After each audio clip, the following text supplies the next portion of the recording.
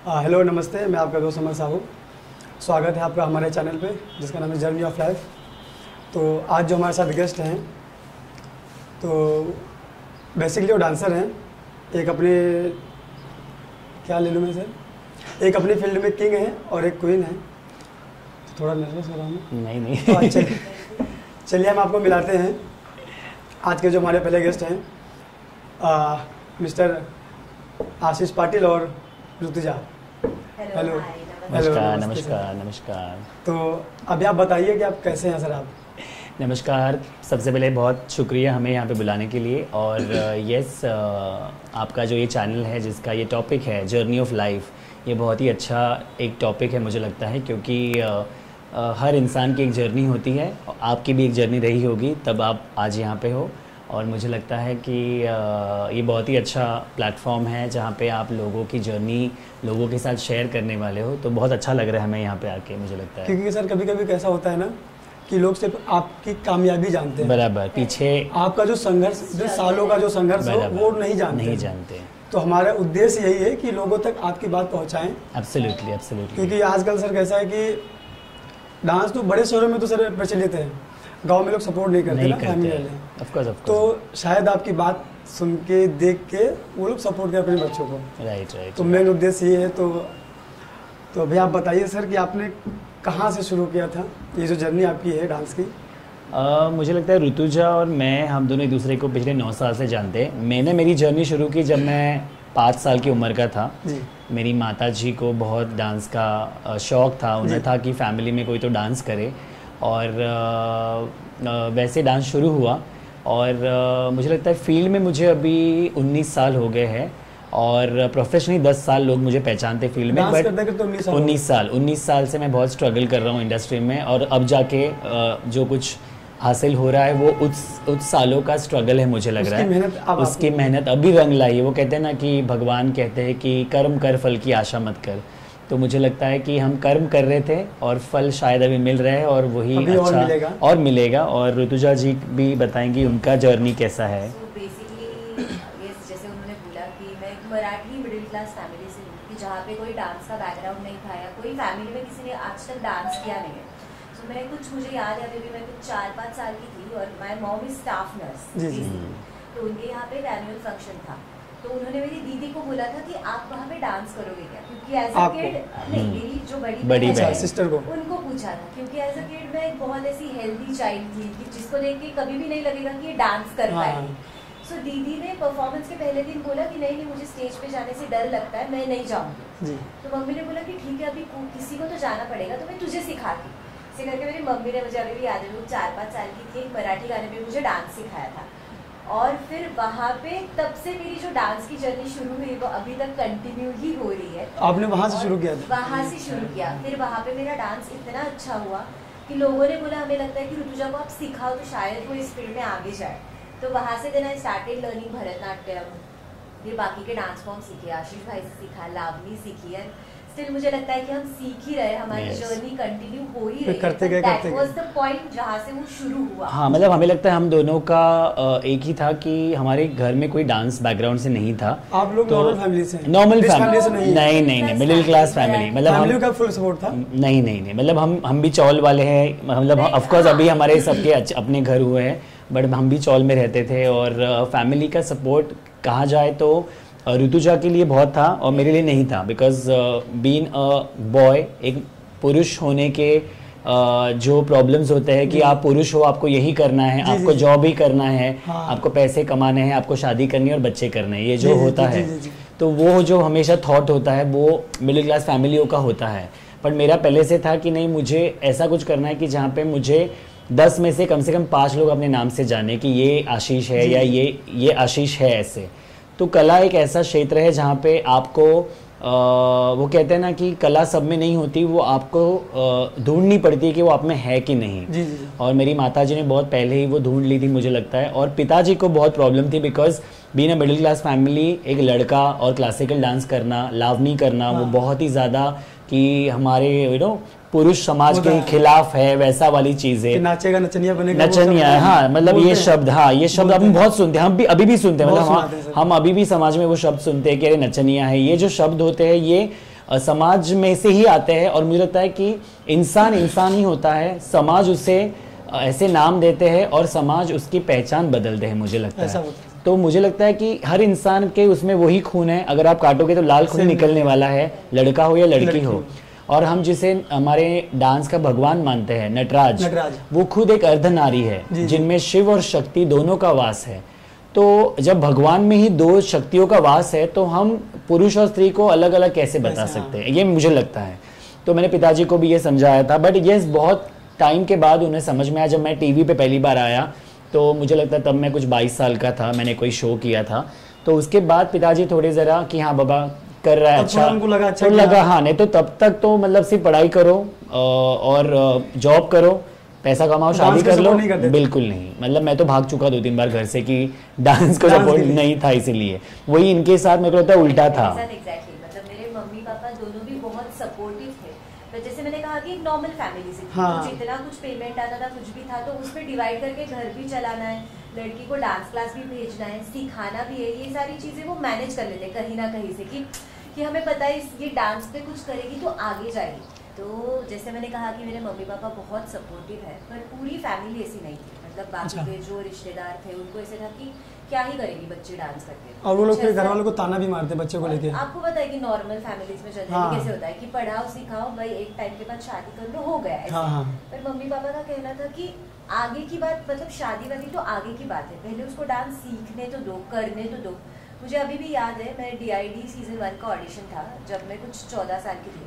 हम ऑडिशन के लिए गए थे, सुबह 6 बजे मैं लाइन में खड़ी थी, अब आएगा नंबर, अब आएगा, अब आएगा, आएगा आएगा करके रात को 12:30 बजे मेरा नंबर आया। तब तक पूरा दिन आप वहाँ खड़े रहे? पूरा दिन में भरतनाट्यम के कॉस्ट्यूम में वहीं पे खड़ी थी। और उसका कॉस्ट्यूम तो हैवी होता है, बहुत हैवी होता है। और मम्मी पापा बाहर फुटपाथ पे बैठे थे और मुझे याद है मैंने कुछ एक समोसा खाया था।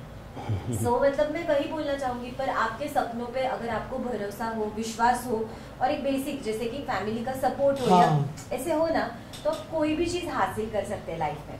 जैसे हम लोग भी, मुझे लगता है यहाँ बैठे, it's not a easy task, अभी भी we are still struggling. Struggle तो सबका ही है, मुझे लगता है कि स्ट्रगल कभी खत्म नहीं होता है। और वो एक गाना मुझे हमेशा याद आता है जब सबसे मैं होश संभाला हूँ कि कुछ तो लोग कहेंगे, लोगों का काम है कहना। तो मुझे लगता है कि देखो आपके माता पिता के अलावा या आपके कुछ गिने चुने दोस्तों के अलावा कोई आपके मदद के लिए नहीं आता है कभी। इसीलिए आपको दुनिया की परवाह करने की जरूरत नहीं है। मैं मानता हूँ कि एक आर्टिस्ट को एक ऑडियंस ही बनाता है, बट जैसे सिक्कों के 2 पहलू होते हैं वैसे ऑडियंस के भी 2 पहलू है, कुछ अच्छा बोलते हैं, कुछ बुरा बोलते हैं। तो हमने ऐसा समझ लिया, या मैं ऐसा समझता हूँ कि मैं अच्छों पे कॉन्सेंट्रेट करूँ, मैं जो बुरी चीजें चल रही है उस पर कॉन्सेंट्रेट ना करूँ।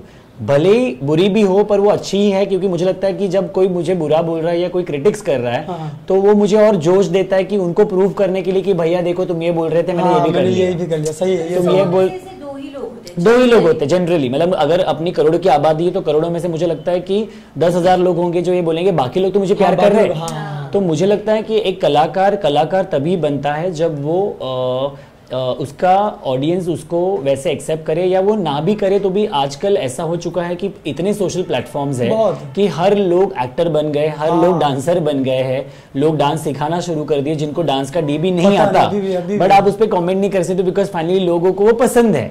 लोग कर करके मिलियन में चले गए। मैं वही बता रहा हूँ कि सोशल प्लेटफॉर्म इतना वायरल हो चुका है, बट हर एक का अपना अपना प्लेटफॉर्म है मुझे लगता है। तो इसीलिए हम उस पर टिप्पणी करके कोई फायदा नहीं, बिकॉज वो अपने तरीके से कमा रहे हैं, हम अपने तरीके से कमा रहे हैं, अपना होता है। तो मुझे लगता है कि स्ट्रगल कभी खत्म नहीं होता है जिंदगी में। मतलब हम आप भले ही बोले कि हम आज आप एक बड़े कोरियोग्राफर बन गए हो या आज आप एक बड़े आर्टिस्ट बन गए हो, पर वो स्ट्रगल हर एक का चालू है ना। इवन आज भी अमिताभ बच्चन जी को कॉल टाइम पे ही आना पड़ता है, भले ही वो अमिताभ जी है, बट उन्हें 7 बजे आना है तो वो 7 बजे आएंगे, क्योंकि उनको पता है उनको उस काम के लिए ही पैसे मिलने वाले हैं। तो मुझे वजह से आज वहाँ है बिकॉज आपको, मैंने ये फील्ड में ये भी देखा है कि डेडिकेशन बहुत इंपॉर्टेंट है। आपका पैशन, आपका डेडिकेशन, आपका focus towards the hard work, वो बहुत ज़्यादा इम्पोर्टेंट है।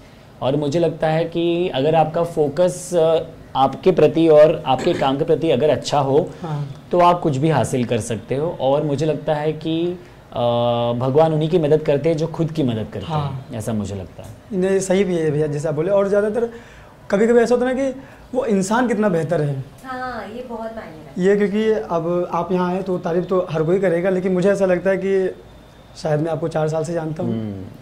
आपका पहला टीवी शो कौन सा था? मेरा पहला टीवी शो था बूगी बूगी, जो बूगी। सोनी टीवी पे आता तो था। आपने ऑडिशन दिया था कि कुछ राउंड? ऑफ कोर्स ऑडिशन दिया था। मतलब बूगी बूगी का तो ऐसा होता था कि 1 साल पहले ऑडिशन होता था। मतलब अगर आप 1 साल पहले ऑडिशन दे रहे हो तो साल भर के बाद आपका नंबर आता है, क्योंकि वो लोग इतने लोगों को सिलेक्ट करते रहते हैं और फिर बाद में वो लोग उनको उस क्राइटेरिया में डाल के बुलाते हैं। तो मैंने 1 साल पहले दिया था, मुझे पता नहीं था कि मुझे वापस कॉल आया नहीं आया।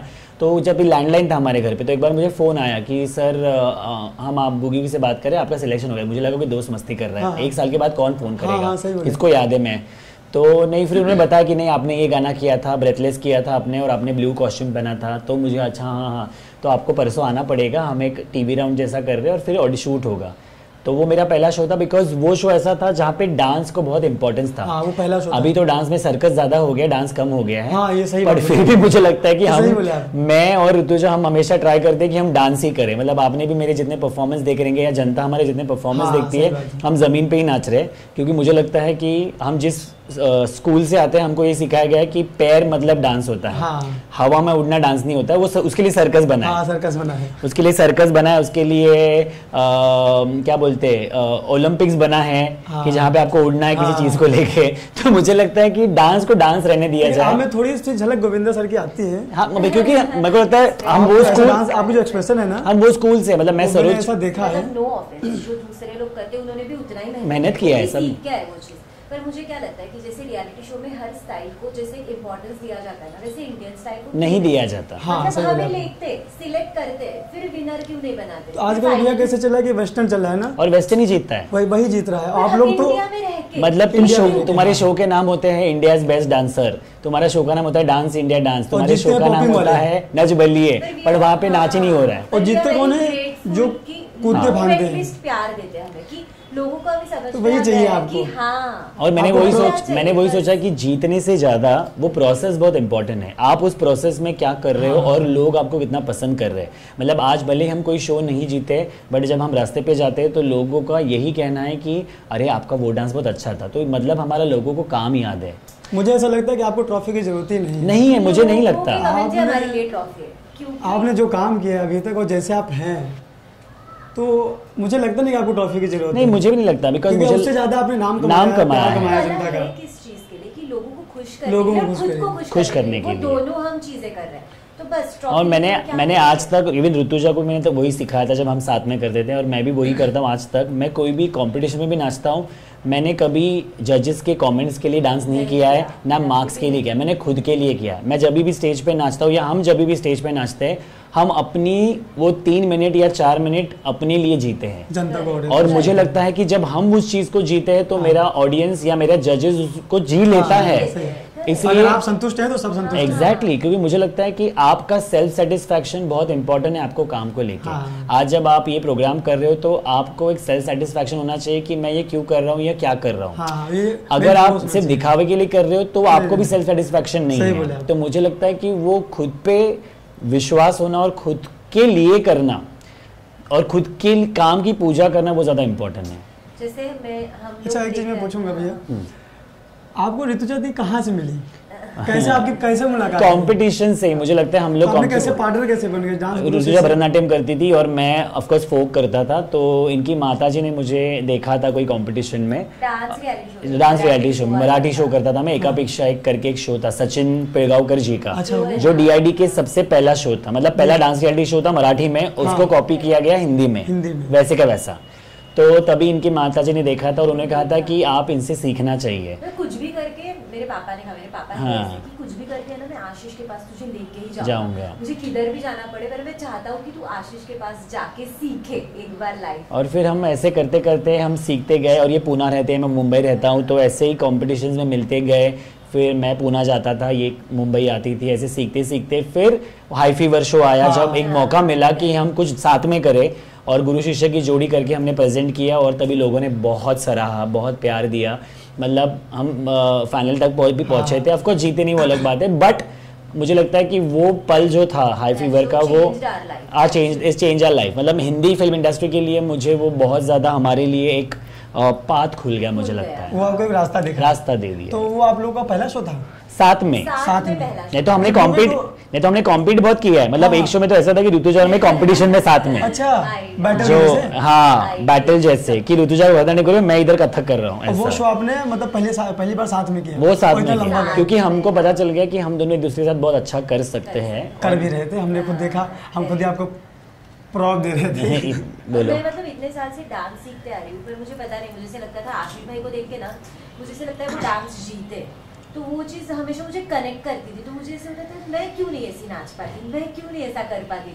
तो मुझे हमेशा से था कि मुझे इनके पास जाके सीखना है। और मुझे लगता है सीरियसली पर डांस को जीना कैसे है ना, ये उन्होंने मुझे सिखाया। आज मुझे लगता है कि आपने 90% तो आपने ज़्यादा, कर लिया। हाँ, मेरे से ज़्यादा। इतना नजदीक नहीं आई हूँ, मुझे ऐसा पर लगता है कि- कोशिश करती नहीं हूँ। क्योंकि मैंने ये सरोज जी से ही सीखा है कि आपने एक बार बोला भी था कि वो आए थे, सरोज जी आई थी, मुझे मौका मिला था आपने उनके चरण स्पर्श बहुत- करके बहुत उनको आपने गुरु किया। गुरु दक्षिणा देने की।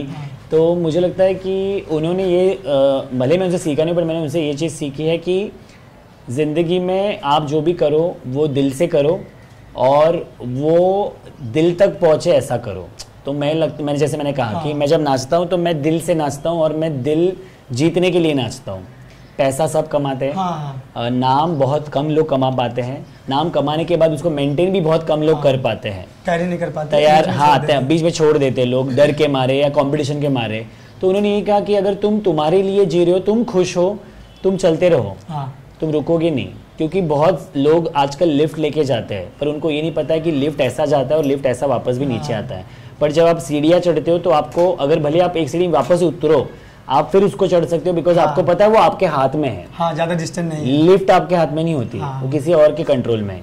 तो आपको सीढ़ियाँ चढ़नी, भले थोड़ा लेट मिलेगा, हाँ। बट वो सीढ़ियों का जो इम्पोर्टेंस है आपको जिंदगी तक याद रहेगा और आप भले लेट पहुंचो बट आप खुशी खुशी पहुंचोगे। करेक्ट टाइम पे मिलता है सब। Yes. खुद को संतुष्टि रहती है, मैंने जो ये किया है, मैं हैप्पी हूँ।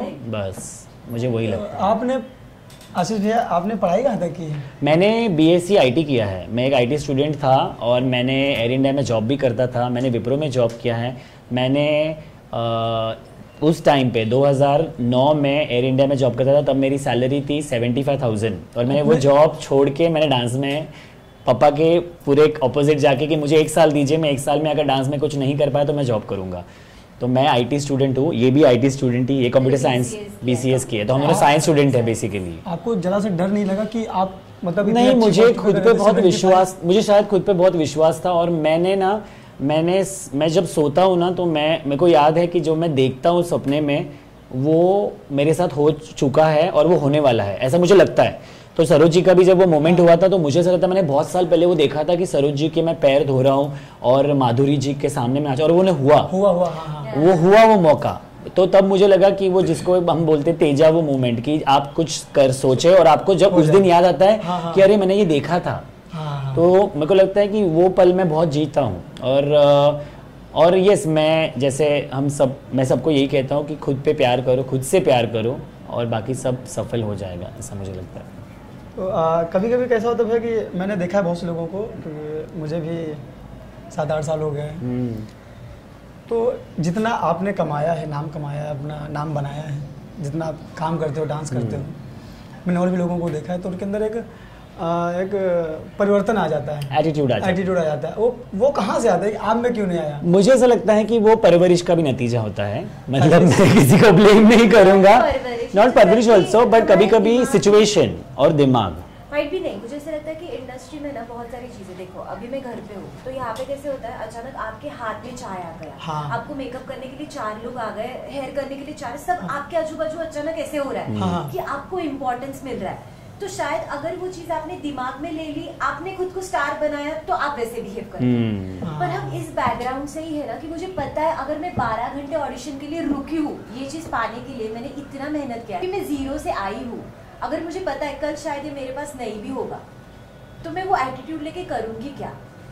तो वो चीज भूलना हमारे लिए, मैं हमेशा स्टेज पे खड़ी होती ना तो हमेशा हम पैर छूते, क्योंकि हमें हाँ, पता मैंने है देखा आप लोगों को, जब भी आप शायद ये मौका आज है पर कल नहीं है, होगा। तो एग्जैक्टली ये मैंने देखा आपसे जो आप बोले, घमंड क्यों करना? उस चीज़ का घमंड क्यों करना? क्योंकि मेरे को ये लगता है कि देखो, रूप, पैसा, नाम आज है कल नहीं है, बट जो रहेगा कालांतर या जाने के बाद भी वो रहेगा कि आपका उस व्यवहार। व्यक्ति ने मेरे साथ कैसा व्यवहार किया उस टाइम पे, और वो जीवन जीवन याद करेंगे। अभी भी जब मतलब मुझे लगता है जब भी हम आउट हुए कोई शो से, या अभी रिसेंटली हम जब कोई शो से आउट होते हैं, तो हेयर मेकअप से लेके स्पॉट बॉय से लेके सबको अफसोस होता है। हाँ, ये हम हुआ क्या था। उनके घर पे जाके खाना नहीं खा रहे, बट वो मौका, वो पल शायद हमने उनके साथ इतना जी लिया है कि हम उनको रोज मिलते हैं तो हम उनको गुड मॉर्निंग करते हैं। हाँ। हम उन्हें पूछते दादा आपने खाना खाया कि नहीं, हम आपको पूछते हैं, आपने भी देखा है कि अरे आप कहाँ थे, अच्छा बहुत दिनों के बाद दिखे, तो वो कहीं ना कहीं उनको कनेक्ट कर देता है कि अरे सर ने मेरे से बात किया। हाँ। तो ऐसे बहुत कम छोटे आदमियों को बस यही होता है कि आपने बोल दिया। दो शब्द प्यार के लोगों बहुत को होता चाहिए। है। मुझे लगता है कि वही मैंने जैसे कहा कि पैसा सब कमाते हैं, इज्जत सब नहीं कमाते। हाँ। लोगों के दिलों में जगह भी सब नहीं कमा सकते। तो अगर हमारा वो मेन नेचर ही वही है कि हम जितना प्यार दे सके उतना दे, क्योंकि गुस्सा मेरे को लगता है अपनी फील्ड में बहुत है, अपने बहुत फील्ड में एटीट्यूड भी बहुत है, तो ये लेके करना क्या है बेसिकली, मुझे ऐसा तो लगता यही है। चीज़ मुझे आपसे जानना था कि ऐसा कैसे हो जाता है। चलिए वो तो ठीक है। अभी आपने जो बोला कि लोगों को ऐसा हो जाता है कि आप जा रहे हैं तो उनको बुरा लगता है, ये अभी आप गए तो लगा, मैं भी था, 2-3 लोग और थे, तो उनको ऐसा मुझसे है कि इनको नहीं जाना चाहिए था। एग्जैक्टली तो यही तो हमने ये कमाया मैं है। अपने आंखों से देखा है, मेरे साथ में जो रहते हैं, जो काम करते हैं, ये उन्होंने, मैं तो चाहते था कि आप रहें, कि हम भैया से मैंने बात भी की थी, तो यही तो हम मैंने हमारा ना, भैया से बोला था कि आप, exactly। मैं भगवान से दुआ करूंगा कि आप फिनाले तक जाएं।